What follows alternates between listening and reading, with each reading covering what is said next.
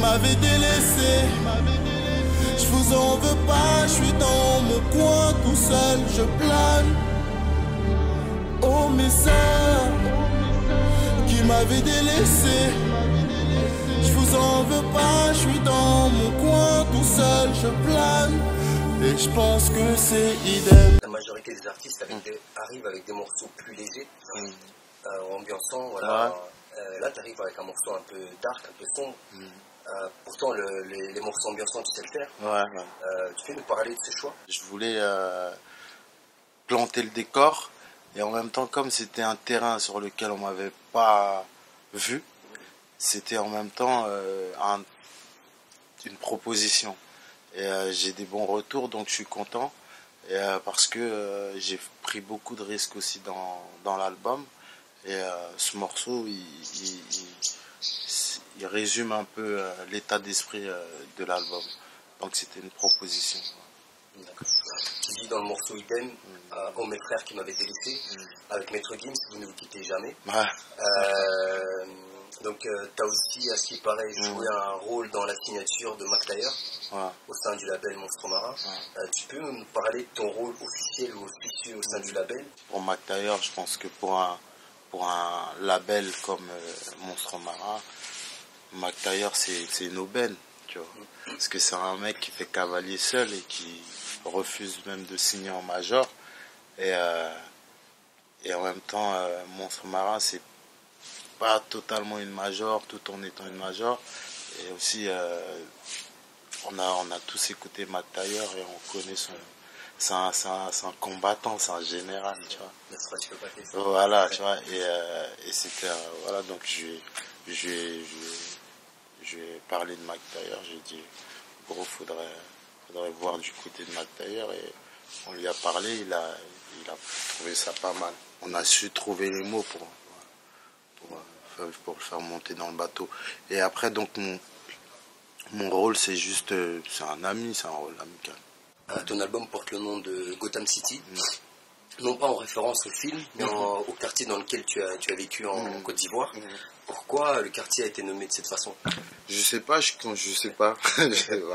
Franchement, je sais pas. Et c'est vraiment... Mais je compte faire un clip là-bas. C'est vraiment les gens de Gotham, tu vois. C'est comme si on me voit dans la ville, on va dire, ah, c'est le petit de Gotham là, tu vois. Donc je suis né là-bas et mon quartier s'appelait Gotham City. Et donc j'ai voulu prendre ça comme nom de mon premier album. Et tu vois, dans tous mes morceaux, souvent dans tous les projets que j'ai sortis, les mixtapes, j'en parle, ça revient souvent. Tu vois, c'est les racines, quoi. Tu as aussi ce détail d'inventer des petits acronymes. Pendant Dream, c'était T'es pas prêt, l'autre c'était Jean-Pierre pas prêt, pour Dream. Et pour celui-là, t'as cogité un peu Pour celui-là, j'ai pas encore cogité. Non, mais peut-être qu'il y en a un que j'ai pas là maintenant, mais non, j'ai pas cogité. C'est vrai que, je sors souvent des petits mots comme ça. T'es pas prêt à mettre des amendes. Voilà, t'es pas prêt à mettre des amendes. Mais je vais finir en Belgique, moi. T'es pas prêt à m'enlever des points, tu seras pas prêt à m'enlever des points. Tu vois. Mais pour Gotham City, c'est un album où je me livre, tu vois. Contrairement aux autres où c'était un peu plus truc. Après, le festif, pour moi, c'est les sons festifs, comme du Swag qui est sorti cet été. C'est facile, c'est comme dribbler pour un joueur de foot. C'est pas pareil quand tu joues en Ligue, quand tu veux jouer en Champions League, on ne te demande pas de dribbler. On demande d'être efficace. Et c'est vrai que le public ne me connaît pas vraiment personnellement, tu vois. On connaît un peu à travers Section d'Assaut, c'est le grand, c'est l'ami, il est proche, il est dans le groupe, il est pas... Tu vois, est-ce que c'est un artiste? Il y en a qui pensent que je suis producteur, je reçois des mails, s'il te plaît, est-ce que tu peux me signer? Tu vois, alors que je suis un simple artiste, tu vois. Et justement, avec cet album, je me livre et je montre mon univers artistique qui est mélodieux, mais c'est pas mais c'est vraiment atypique, c'est moi. Aujourd'hui, tu me diras peut-être le contraire, contrairement à avant, où les artistes sortaient un album tous les 2 ans. Là, maintenant, il faut charbonner, il faut sortir, pour ne pas que les fans t'oublient. Est-ce que tu es à l'aise avec cette configuration? Et on verra-t-on H Magnum sortir des projets tous les 6 mois? Non, mais même je lui dis ça dans un son, dans Gotham, tu vois. Je sors pas des sons souvent parce que tous les jours c'est pas Noël. C'est qu'à un moment donné, dès que là il y a Idem qui vient de sortir, ça fait une semaine, on me demande déjà alors à quand le prochain son. Mais rentre en studio, fais un son, fais un album, tu verras si c'est facile. Non, on sort quand on a envie de sortir. À un moment donné, faut pas tomber dans cette mascarade, tu vois. Parce que je pense qu'après tu t'uses, tu vois. Et après la musique, elle parle, tu vois, elle parle d'elle-même. Il n'y a pas besoin de courir. Il faut vraiment faire du bon son, du gros son. Et comme il y a un petit groupe aussi qui s'appelle New School de Belgique, que j'ai découvert et que je suis et que je soutiens. Tu vois, c'est des petits jeunes comme ça qui se concentrent, ils sont au studio, ils sortent du lourd. Tu sors du lourd, tu vois. Et ça sert à rien de balancer pour pas que le public t'oublie. Ça veut dire que à un moment donné, mais à un moment donné, tu perds il y a plus de kiff, tu vois. Parce que normalement, c'est un plaisir à la base que tu partages. Mais si après un moment, c'est du taf à la chaîne, il y a plus de saveur. Après, on peut sortir des morceaux tous les jours, mais faut sortir les meilleurs, tu vois. Donc je suis pas dans cette config. Et c'est vrai que par rapport à d'autres, je sors pas souvent. Ça, c'est vrai. Mais pour cet album, il y en aura assez. D'accord. Il y a un an, tu parlais d'une vague de rappeurs qui faisaient de la punchline pour faire de la punchline. Aujourd'hui, tu ne penses pas que ça a changé avec l'arrivée de la trappe où les flows sont plus lents, il y a moins de mots. Et est-ce que c'est un créneau qui te parle et qu'on pourra retrouver sur le projet? Moi, j'aime bien, j'écoute la trappe, j'aime beaucoup, hein. Mais si je dois faire, et j'en ai fait, c'est différent. Je suis plus, j'essaie toujours d'apporter quelque chose, parce que à un moment donné, tout le monde se ressemble, et à un moment donné, la trappe au State, eh ben, elle a plusieurs variantes. Et le problème en France, c'est que les mecs ils chopent la variante. Tout le monde rentre dans la même variante, c'est la même trappe, c'est pas, au fait il y a la trappe et il y a plusieurs flows dans la trappe, mais là c'est un flow de la trappe. En France il y a un flow de la trappe qui est divers de l'autre côté, et donc c'est à un moment donné faut arrêter, tu sais plus qui est quoi, lui il a le même flow que lui qui a le même flow que lui qui a le même flow que lui, et tous ils écoutent la Petra des Quinry, ils sont là, mais c'est différent parce que lui, il n'a pas le même Chief Keef, il n'a pas le même flow que tu vois, ils n'ont pas le même flow. Mais ici, tout le monde a un seul flow, et c'est ce que je déplore. Après, on va apporter notre pierre à l'édifice, parce qu'on est des artistes, on est des performeurs, et quand il y a une mouvance, c'est ça d'être artiste, tu vois. C'est quand il y a une mouvance, faut être ouvert, faut pas être fermé. Faut être ouvert, c'est lourd, il y a même en France des gens qui font de la bonne rap, c'est lourd. Et Caris, pour moi c'est le meilleur trappeur, il n'y a rien à dire, tu vois. Après il y a d'autres qui arrivent, tout ça, et tu vois, t'as Gradure qui arrive aussi avec beaucoup d'énergie, tout ça, et tout ça, ça participe au vivier, tu sais, j'aime bien ça.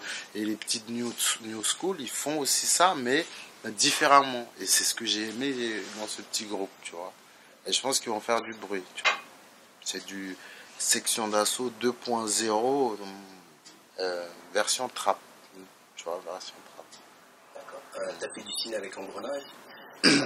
On apprend aussi que tu écris des titres, notamment pour Kenji. C'est un truc aussi qui te parle? Écrire, ouais, j'aime beaucoup écrire pour les gens, de trouver des mélodies, ça, travailler sur les albums. Et j'ai fait Engrenage, du cinéma. Après je suis un 4x4, ils n'ont pas le temps. Je viens à 100 à l'heure, tu vois. Je vais à 100 à l'heure, et voilà, parce que je suis pas je suis pas fermé, j'aime bien, c'est tout ça, ça participe, c'est de l'artistique, hein, tout ça, tu vois. Et ça me fait du bien, tu vois. J'arrive pas à rester, contrairement à, tu vois, à mon tempérament easy, j'arrive pas à rester assis, gros. Là, on finit l'interview, je me barre, je fais un autre truc, gros. J'ai du boulot, tu vois. Je m'arrête jamais de travailler, tu vois. Et après, tu peux pas tout garder pour toi. Donc, et je suis pas fermé. Donc, j'ai travaillé avec Kenji Girac, là, gagnant de The Voice, sur son album. J'ai écrit 3 titres, très très lourds. Et ce qui est bien, justement, pour les gens, c'est quand vous écouterez Gotham City, vous écouterez ce que j'ai fait pour Kenji, et vous allez voir que, voilà, ça n'a rien à voir. À un moment donné, tu as ce que tu as envie de proposer, une couleur, et ce que tu as envie de donner, tu vois. Mais tu peux pas tout garder pour toi, parce qu'il y a des choses, ça te va pas, il y a des choses qui t'iront pas, tu vois. Et tu penses que dans un game, les goûts et pas aussi, les rappeurs accepteraient qu'on écrive leur texte? Qu'on écrive leur texte, je pense pas, parce que quand même le rap c'est particulier. Il y a un flow, il y a un truc, mais qu'on donne des mélodies, pourquoi pas, qu'on dirige un peu l'album, qu'on essaie de pousser l'artiste, lui donner confiance en lui, parce que en France le problème c'est la confiance. C'est que les artistes quand ils chopent un truc, ils veulent pas bouger, ils ont peur de prendre des risques, tu vois. Et le problème aussi c'est de dire ouais mais lui il va pas travailler avec moi, lui il va pas m'aider, comment ça je rappe mieux que lui il va pas m'apprendre à rapper. C'est pas ça, on est là pour s'entraider, à débloquer, à donner le meilleur de nous-mêmes, tu vois. Et moi j'aime ça, et dans tout mon crew, tout ça, c'est ce qu'on fait, tu vois. Écoute le son, qu'est-ce que t'en penses? Ouais, là, tac, je pense que là, le refrain, il est lourd, mais le troisième couplet léger, tac, tac, tu vois, pour essayer de ramener le truc au max, hein. De toute façon, dans 5, 6 piges, c'est d'autres gens qui seront là, on n'a pas le time, tu vois. Donc, l'ego, ça sert à rien. Je pense qu'il faut se mélanger pour se découvrir. Là, dernièrement, j'ai fait un son avec La Fouine dans CDC 4, tu vois. Et ouais, on a performé, on a donné un truc, et t'as fait avec Fouini Babe, ça m'a ouvert les yeux sur d'autres choses, tu vois. Parce que La Fouine, par exemple, quand il fait un couplet, il fait tout pour pas que tu sois indifférent, que tu chopes un truc. Dans 16 mesures, il va te laisser toujours un truc, tu vas retenir un truc. Il peut pas te faire un 16 mesures gratuit, tu vois. J'ai dit, ah ouais, quand même. Tu vois, donc t'es là, tu bloques, tu te dis, putain, je parle et j'ai des mots qui résonnent dans ma tête et tout. Lourd, tu vois. Et voilà. Non, tu vois, c'est comme ça, tu t'ouvres. C'est si t'es bloqué dans ton truc, quand tu vas te prendre le mur, tu pourras t'en prendre qu'à toi-même, j'ai envie de dire. Tu vois, faut se mélanger. Regarde, Jay-Z, qui l'a pas rappé? Parce qu'il se mélange, il rappe, mais maintenant tout le monde est cloisonné, tout le monde se déteste. C'est peut-être la mentalité à la française, ça. Ouais, c'est la montée, mais ça va changer, je pense. On va changer les choses. Ouais, on va se mélanger, on va faire des grosses connexions, tu vois, des featuring inattendus. C'est ça que le public a besoin, en vérité. Il n'y a pas besoin qu'on se tire dessus. Sinon, il n'y a pas besoin de rapper, galérer en studio pour après se tirer dessus. Internet a déréglé l'industrie de la musique. Dernièrement avec les buzz, il y a plus de section d'assaut qui a pété. Mais aujourd'hui, tu penses que le buzz sur le net, ça reste un dream, ou bien c'est plutôt une illusion, puisque les clips finalement reflètent rarement les chiffres dans les albums? Ouais, c'est un dream, c'est deux. Après, c'est deux stades aussi de buzz. T'as des buzz qui cartonnent comme Jul, et après t'en as d'autres qui ont des clics, c'est succès d'estime.